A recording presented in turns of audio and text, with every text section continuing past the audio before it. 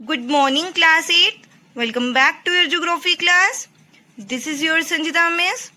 So, students, this is your 13th lecture video of geography, chapter 2, land, soil, water, natural vegetation and wildlife resources.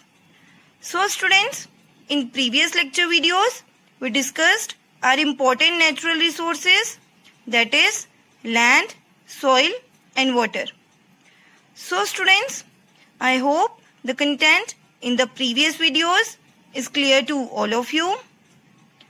So students, in today's lecture video, we are going to discuss our topic natural vegetation and wildlife. So students, in today's lecture video, we are going to discuss our important natural resource, that is natural vegetation and wildlife. So students, natural vegetation होता क्या है? जो भी trees हैं, plants हैं, medicinal herbs हैं, shrubs हैं, वो सब किस में आते हैं? नेचुरल वेजिटेशन में. एंड वाइल्ड लाइफ मीन्स जो भी हमारे एनिमल्स हैं, बर्ड्स हैं, इंसेक्ट्स हैं, जो भी एक्वेटिक लाइफ फॉर्म्स है, वो सब किस में आते हैं? वाइल्ड लाइफ में. सो स्टूडेंट्स, आज के लेक्चर वीडियो में हम यही डिस्कस करेंगे कि नेचुरल वेजिटेशन क्या होता है एंड वाइल्ड लाइफ क्या होता है.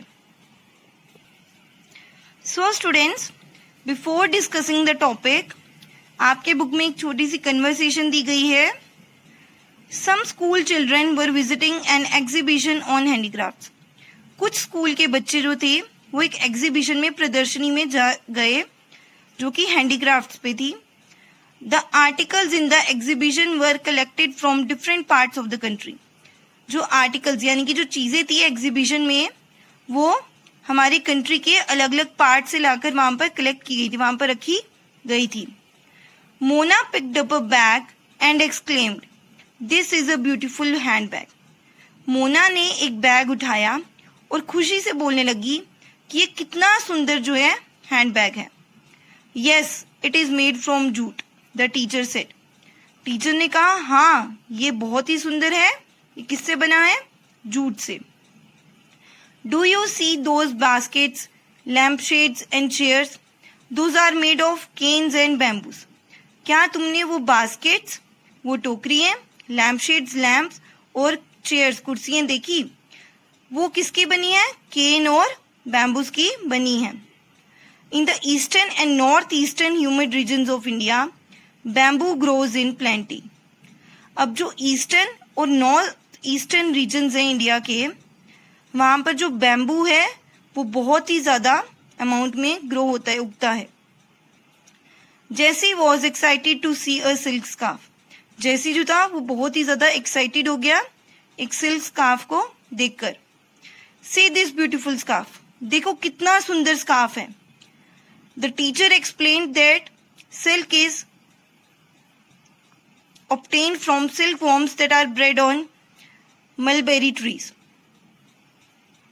तो टीचर उन्हें समझाते हैं कि ये जो सिल्क है ये किससे मिलता है? सिल्कवॉर्म्स पे, जो कि मलबेरी ट्रीज पे रहते हैं और उनके पत्तों को, मलबेरी ट्रीज के पत्तों को खाते हैं. The children understood that plants provide us with many different products that we use in our day-to-day life. तो बच्चों को ये चीज अच्छे से समझ आ गई कि प्लांट्स हमें बहुत सारी ऐसी चीजें प्रोवाइड करते हैं जो हम डे टू डे लाइफ में यूज करते हैं. अभी जो हैंड बैग था ये किसका बना था? जूट का, प्लांट प्रोडक्ट है. उसके बाद जो बास्केट्स हैं, लैम्प शेड्स हैं, चेयर्स हैं, ये किसके बने थे? केन्स के, बैम्बूज के. ठीक है, ये भी प्लांट प्रोडक्ट है. उसके बाद जो हमें सिल्क मिल रही है, ठीक है, वो हमें किससे मिल रहा है? सिल्क वॉर्म से, जो कि मलबेरी ट्रीज पे डिपेंडेंट है. सो बच्चों ने यही सीखा कि हमें बहुत सारी चीजें जो हैं, जो हम डे टू डे लाइफ में यूज करते हैं, वो हमें प्लांट से मिलती हैं. सो स्टूडेंट्स, क्या कह रहे हैं? Natural vegetation and wild life exist only in the narrow zone of contact between the lithosphere, hydrosphere and atmosphere that we call biosphere. कि ये जो नेचुरल वेजिटेशन है और वाइल्ड लाइफ है, ये एक बहुत ही नैरो जोन के बीच में एग्जिस्ट करती है. नैरो जोन जो कंटेक्ट का है, किसके बीच में? Lithosphere, hydrosphere and atmosphere. अब ये सब लिथोस्फीयर, हाइड्रोस्फीयर, एटमॉस्फेयर, ये क्या है? डोमेन्स है अर्थ के। अब लिथोस्फीयर होता क्या है? लिथोस मीन्स रॉक्स। सो जितनी भी हमारी लैंड आती है वो किस में आती है? लिथोस्फीयर में। Hydro means water.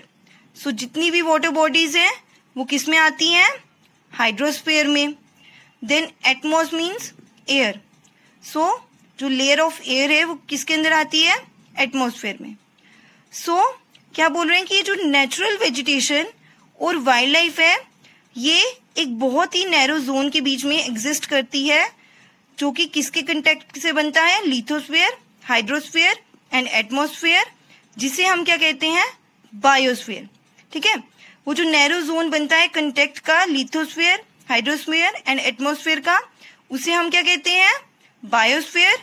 और ये जो नेचुरल वेजिटेशन और वाइल्ड लाइफ है ये बायोस्फीयर में ही एग्जिस्ट करती है। बायो मीन्स लाइफ, तो जितने भी लिविंग बींग्स हैं वो किस में आते हैं? बायोस्फीयर में। सो बच्चे क्या कहा है? नेचुरल वेजिटेशन और जो वाइल्ड लाइफ है वो एक बहुत ही नैरो जोन ऑफ कंटेक्ट के बीच में एग्जिस्ट करती है, जो कि किसके बीच में होता है? लिथोस्फीयर, हाइड्रोस्फीयर और एटमॉस्फेयर का, जिसे हम क्या कहते हैं? बायोस्फीयर। देन बच्चे, in the biosphere living beings are interrelated and interdependent on each other for survival. This life supporting system is known as the ecosystem. अब बायोस्फीयर में जो लिविंग बींग्स हैं वो क्या होते हैं? इंटर रिलेटेड होते हैं, एक दूसरे के साथ जुड़े हुए होते हैं, और इंटरडिपेंडेंट होते हैं, एक दूसरे पर डिपेंडेंट होते हैं, निर्भर होते हैं अपने सर्वाइवल के लिए। This life supporting system is known as ecosystem. और इसी लाइफ सपोर्टिंग सिस्टम को क्या कहा जाता है? Ecosystem. So students, ecosystem basically होता क्या है? An ecosystem is a community of living organisms in conjunction with the non living components of their environment interacting as a system. Ecosystem में क्या होता है? लिविंग जो बींग्स होते हैं, लिविंग थिंग्स जो होती है वो नॉन लिविंग थिंग्स के साथ इंटरेक्शन में रहती हैं। ठीक है, अब जैसे हम ह्यूमंस हैं, हम सॉइल पे डिपेंडेंट हैं। ठीक है, तो सॉइल क्या है? नॉन लिविंग है। सो यही क्या है? इकोसिस्टम।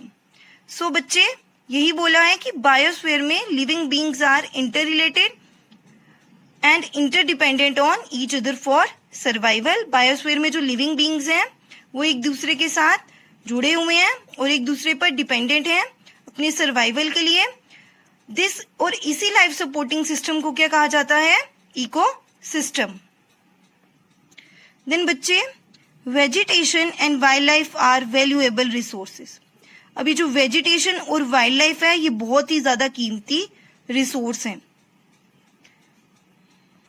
अब जो पेड़ पौधे हैं, मेडिसिनल हर्ब्स हैं, श्रब्स हैं, उनसे हमें बहुत सारी चीजें मिलती हैं जो हम अपनी डे टू डे लाइफ में यूज करते हैं। जो वाइल्ड लाइफ है वो भी हमें बहुत सारी ऐसी चीजें प्रोवाइड करती है जो हम अपनी डे टू डे लाइफ में यूज करते हैं। सो वेजिटेशन और वाइल्ड लाइफ जो है ये बहुत ही ज्यादा कीमती रिसोर्स है। देन बच्चे, प्लांट्स, पौधे हैं, ये हमें क्या प्रोवाइड करते हैं? Plants provide us with timber. सबसे पहले हमें क्या प्रोवाइड करते हैं? टिम्बर। टिम्बर मीन्स इमारती लकड़ी, जो हम फर्नीचर के लिए, घर बनाने के लिए यूज करते हैं। सो वो हमें कहाँ से मिलती है? प्लांट से। Plants give shelter to animals. ये जानवरों को क्या देते हैं? शेल्टर देते हैं, छाया देते हैं, शेड देते हैं। Then produce oxygen we breathe. जो ऑक्सीजन हम ब्रीथ करते हैं, हम सांस लेते हैं, वो ऑक्सीजन हमें कौन देता है? प्लांट्स देते हैं। Protect soil so essential for growing crops. अब जो प्लांट्स हैं वो सॉइल को प्रोटेक्ट करते हैं, उसे बचाते हैं, जो कि बहुत ही ज्यादा जरूरी है क्रॉप्स को, फसलों को उगाने के लिए। अब पता ही है आपको कि जो प्लांट्स हैं या जो ट्रीज हैं उनकी रूट्स जो होती है वो सॉइल को अपने साथ बांध कर रखती हैं। सो यही बोला है कि जो प्लांट्स हैं वो सॉइल को प्रोटेक्ट करते हैं, जो कि क्रॉप्स को, फसलों को उगाने के लिए बहुत ही ज्यादा जरूरी है। देन प्लांट्स जो हैं वो एज अ शेल्टर बेल्ट का काम करते हैं, एक्ट एज शेल्टर बेल्ट की तरह काम करते हैं। ठीक है, सॉइल को कंजर्व करते हैं। Then plants help in storage of underground water. Plants जो हैं वो अंडरग्राउंड वाटर को स्टोर करने में भी हेल्प करते हैं। अब होता क्या है, जो प्लांट्स की रूट्स होती हैं वो सॉइल को अपने साथ बांध कर रखती हैं, और जब बारिश होती है तो सॉइल वो उसे एब्जॉर्ब कर लेती है, रूट्स भी उसे अपने अंदर रख लेती है, पानी को एब्जॉर्ब कर लेती है। सो उससे क्या होता है, अंडरग्राउंड वाटर जो है वो स्टोर होता है। सो यही बताया है कि प्लांट्स जो हैं वो अंडरग्राउंड वाटर को स्टोर करने में भी हेल्प करते हैं। देन बच्चे, plants give us fruits, nuts, latex, turpentine oil, gum, medicinal plants and also paper. और प्लांट्स हमें फ्रूट्स भी देते हैं, फल भी देते हैं, नट्स देते हैं, लेटेक्स जिससे हमें रबर मिलता है। ठीक है, लेटेक्स होता क्या है, बेसिकली एक मिल्की फ्लूइड होता है जो कि बहुत सारे प्लांट्स में मिलता है।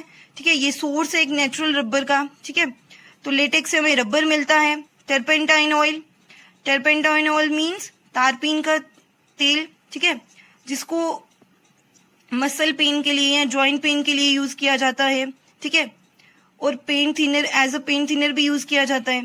देन प्लांट्स हमें गम भी देते हैं, मेडिसिनल प्लांट्स, बहुत सारी जड़ी बूटियां जो है वो देते हैं, एंड ऑल्सो पेपर, और पेपर भी देते हैं जो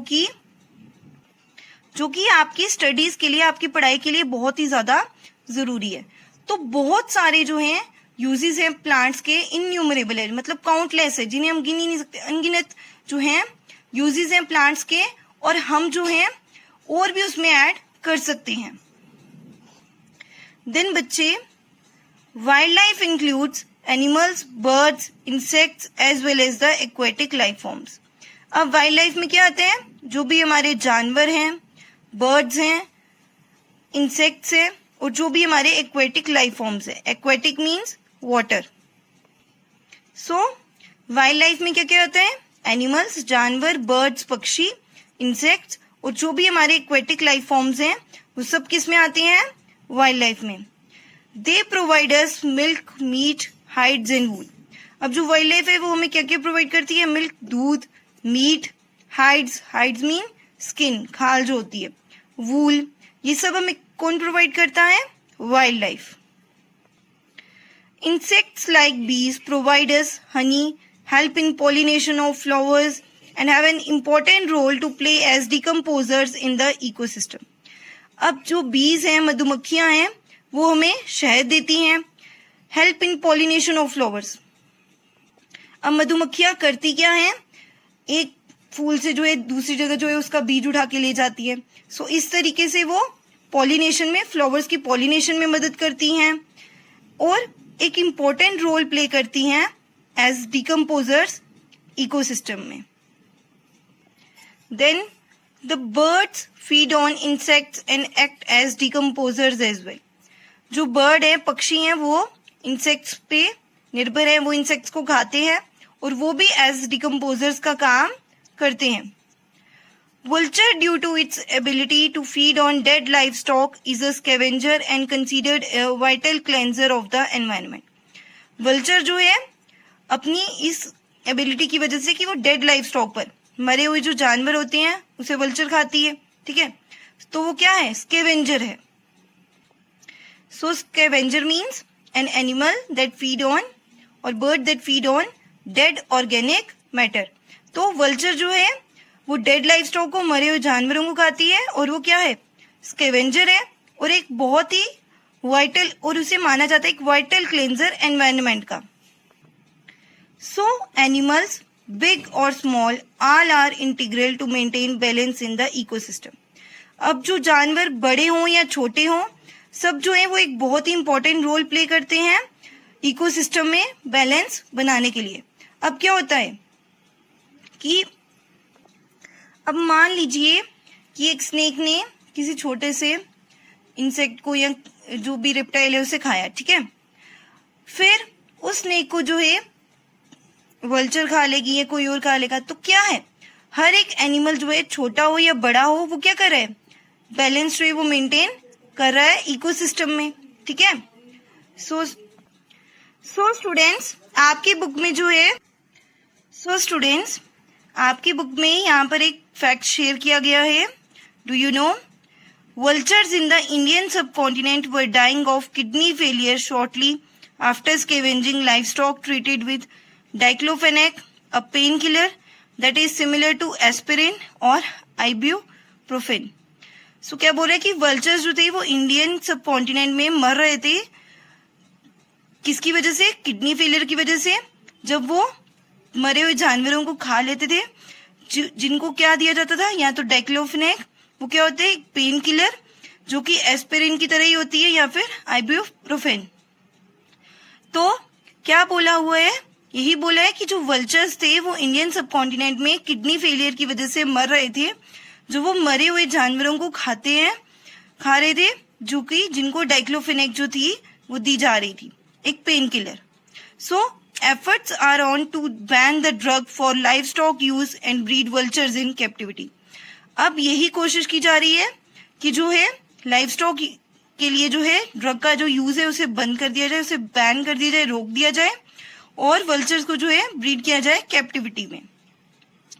सो स्टूडेंट्स, आज के लेक्चर वीडियो में हमने डिस्कस करा कि natural vegetation and wild life होता क्या है, और